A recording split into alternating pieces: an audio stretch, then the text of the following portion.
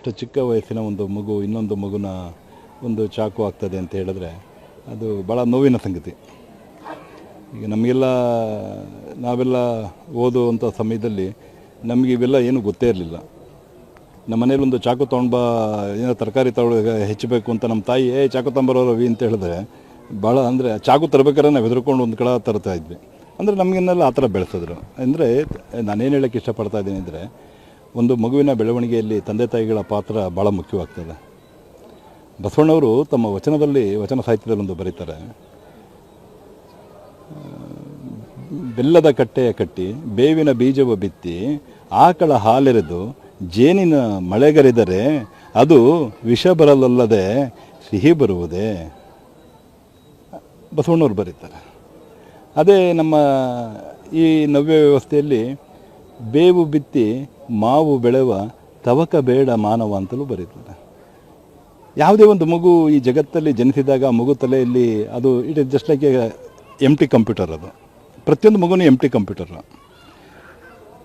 ನಾವು ಕಂಪ್ಯೂಟರ್ ತಗೊಂಡ ನಂತರ ಎಂಟಿ ಕಂಪ್ಯೂಟರ್ ತಗೊಂಡ ನಂತರ ಆ ಪ್ರೋಗ್ರಾಮಿಂಗ್ ಯಾವ ರೀತಿ ಮಾಡ್ತೇವೆ ಕಂಪ್ಯೂಟರಲ್ಲಿ, ಆ ರೀತಿ ಮಕ್ಕಳು ಸಹ ಎಂಟಿ ಕಂಪ್ಯೂಟರ್ ಗರ್ಭದಿಂದ ಆಚೆ ಬರಬೇಕಾದ್ರೆ ಆ ಪ್ರೋಗ್ರಾಮಿಂಗ್ ಮಾಡೋದ್ರ ಮೇಲೆ ಡಿಪೆಂಡ್ ಆಗ್ತಾ ಹೋಗುತ್ತೆ. ಪ್ರೋಗ್ರಾಮಿಂಗ್ ಮಾಡೋರು ಯಾರು? ಹೆತ್ತ ತಂದೆ ತಾಯಿಗಳು. ಹೇಗೆ?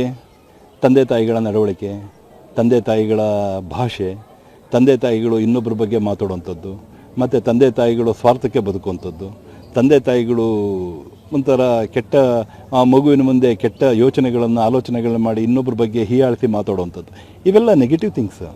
ಈ ನೆಗೆಟಿವ್ ಥಿಂಗ್ಸನ್ನು ಬಿಟ್ಟು ಆ ಮಗುವಿನಲ್ಲಿ ಒಂದು ಪಾಸಿಟಿವ್ ಥಿಂಕಿಂಗ್ ಅಂದರೆ ಧನಾತ್ಮಕವಾದ ವಿಚಾರಗಳಾದ ದಯೆ, ಕರುಣೆ, ಪ್ರೀತಿ, ವಿಶ್ವಾಸ, ಭಾತೃತ್ವ, ಕ್ಷಮೆ, ಇಂಥ ವಿಚಾರಗಳ ಬಗ್ಗೆ ಮಾತಾಡ್ತಾ ಹೋದರೆ ಆ ಮಗುವಿನಲ್ಲಿ ಆ ಗುಣ ಬರ್ತದೆ.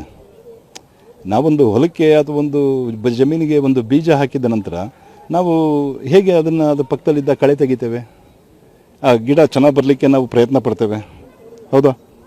ಅದೇ ರೀತಿ ಮಗು ಅನ್ನೋದೊಂದು ಬೀಜದಿಂದ, ಒಂದು ಬೀಜ ಅದರಿಂದ ಬಂದಿರತಕ್ಕಂತಹ ಒಂದು ಮೊಳಕೆ ಅಂತ ನಾವು ತಿಳ್ಕೊಂಡು ಆ ಮೊಳಕೆಯನ್ನು ಉತ್ತಮ ರೀತಿಯಲ್ಲಿ ಬೆಳೆಯಬೇಕಾದ್ರೆ ಅದರ ಸುತ್ತಮುತ್ತ ವಾತಾವರಣದಲ್ಲಿರ್ತಕ್ಕಂಥ ಕಳೆಯನ್ನು ತೆಗಿಬೇಕು. ಕಳೆ ಅಂದರೆ ಯಾವುದು?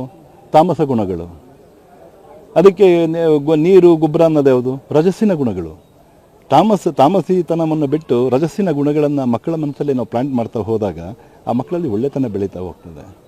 ಈಗ ನಿಮಗೆ ಹೇಳಬೇಕು ಅಂದರೆ ಡಿ ವಿ ಜಿ ಅವರ ಕಗ್ಗದಲ್ಲಿ ಒಂದು ಕಗ್ಗ ಬರೀತಾರೆ, ವನ್ಯ ಮೃಗಗಳ ನಡುವೆ ಗೋವೇನು ಬಂದಿಹದು, ಪುಣ್ಯಭೀತಿಯಲ್ಲಿ ಸಾತ್ವಿಕನಿಗೇನುವುದು, ಅನ್ಯಾಯದುನ್ಮತ್ತ ಕೋಲಾಹಲ ತುಂಬಿದ ಈ ಜಗದಡೆ ಪುಣ್ಯಕ್ಕೆ ಚಿಂತಪದೆ ಮಂಕುತಿಮ್ಮ ಅಂತ ಡಿ ವಿ ಜಿ ಅವರು ಬರೀತಾರೆ. ನಾವು ಯಾವಾಗಲೂ ಮಕ್ಕಳ ಮುಂದೆ ಯಾವಾಗಲೂ ಅನ್ಯಾಯವನ್ನೇ ನಾವು ವೈಭವೀಕರಿಸ್ಕೊಂಡು ಯಾವಾಗಲೂ ಅದನ್ನೇ ಮಾತಾಡ್ತಾ ಇದ್ದರೆ ಮಕ್ಕಳ ಮನಸ್ಸೇನಾಗುತ್ತೆ? ಅನ್ಯಾಯನೇ ಆಗುತ್ತೆ. ಯಾವುದೇ ಒಂದು ಮಗುವಿನ ಏಳು ಅಥವಾ ಬೀಳಿಗೆ ಹೆತ್ತ ತಂದೆ ತಾಯಿಗಳೇ ಮೂಲ ಕಾರಣ.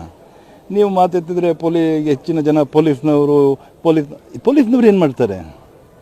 ಪೊಲೀಸ್ನವರು ಮಕ್ಕಳು ಸಹ ನಾವು ಸಹ ಮನುಷ್ಯರೇ. ನಾವು ನಮ್ಮಲ್ಲೂ ಮಕ್ಕಳಿರೋರಿಗೆ ನಾವು ಕೇರ್ ತೊಗೊಂಡಿಲ್ಲ, ನಾವು ಕೆಟ್ಟದಾಗ ಬಿಹೇವ್ ಮಾಡಿದರೆ ನನ್ನ ಹೊಟ್ಟೆಲಿಟ್ಟರೆ ಮಗುನೂ ಕೆಟ್ಟದಾಗೇ ಇರುತ್ತೆ. ಅದಕ್ಕೆ ಯಾರೂ ಹೊರತಲ್ಲ. ಕಾರಣ ಮನುಷ್ಯ ಸಂಘಜೀವಿ, ಮನುಷ್ಯ ನೈತಿಕತೆಯನ್ನು ತುಂಬುವಂತಹ ವ್ಯವಸ್ಥೆಗಳಾಗಬೇಕು. ತಂದೆ ತಾಯಿಗಳು ಮಕ್ಕಳನ್ನು ಓದಿ ಅಂಕಕ್ಕೋಸ್ಕರ ಓದಿ ಅಂತಾರೆ. ಜ್ಞಾನ ಅನ್ನೋದು ಅಂಕಕ್ಕೋಸ್ಕರ ಓದುವಂಥದ್ದಲ್ಲ. ಜ್ಞಾನ ಅನ್ನೋದು ಅಂಕವನ್ನು ಮೀರಿದಂತಹ ನೈತಿಕತೆಯ ಬದುಕನ್ನು ಕಟ್ಟಿಕೊಳ್ಳಿಕ್ಕೆ, ಜೀವನದಲ್ಲಿ ಸೋಲಬಾರು ಅನ್ನೋ ಒಂದು ವ್ಯವಸ್ಥೆಗೆ ಇರತಕ್ಕಂಥದ್ದು ಜ್ಞಾನ. ಆ ಜ್ಞಾನವನ್ನು ಎಲ್ಲಿ ನಾವು ಗಳಿಸ್ತೇವೆ? ಓದೋದ್ರ ಮುಖಾಂತರ ಗಳಿಸ್ತೇವೆ. ಆದರೆ ಇವತ್ತು ಓದು ಅನ್ನೋದೇನಾಗಿದೆ? ಬಿಸ್ನೆಸ್ ಆಗಿದೆ. ಅಂಕ ತೆಗೆದ್ರು ಬುದ್ಧಿವಂತ ಅಂತ, ನೈತಿಕತೆ ಇಟ್ಕೊಂಡವನು ವೇಸ್ಟ್ ಅಂತ. ಈ ಥರದ ವ್ಯವಸ್ಥೆಯಲ್ಲಿ ನೀವು ಒಳ್ಳೆಯದನ್ನು ಎಕ್ಸ್ಪೆಕ್ಟ್ ಮಾಡಲಿಕ್ಕೆ ಏನಾಗ್ತದೆ? ಹೇಗಾಗ್ತದೆ? ನಾವು ಒಲೆಯ ಮೇಲೆ ಒಂದು ಪಾತ್ರೆಯಲ್ಲಿ ನೀರನ್ನಿಟ್ಟು ಅದಕ್ಕೆ ಅಕ್ಕಿಯನ್ನು ಹಾಕಿ ಕೆಳಗಡೆ ಬೆಂಕಿ ಇಟ್ಟರೆ ಅನ್ನ ಮಾತ್ರ ಬರ್ತದೆ. ನಿಮಗೆ ಪಾಯಸ ಬರಬೇಕು ಅಂದರೆ ಹೇಗೆ ಬರ್ತದೆ? ಅಟ್ಲೀಸ್ಟ್ ತಂದೆ ತಾಯಿಯನ್ನು ಒಳ್ಳೆತನನ ಬೆಲ್ಲ ಹಾಕಿದ್ರೆ ತಾನೇ ಅವರಿಗೆ ಮಕ್ಕಳ ಜೀವನದಲ್ಲಿ ಪಾಯಸ ಬರಲಿಕ್ಕೆ ಸಾಧ್ಯ. ಇವೆಲ್ಲ ವಾಸ್ತವ.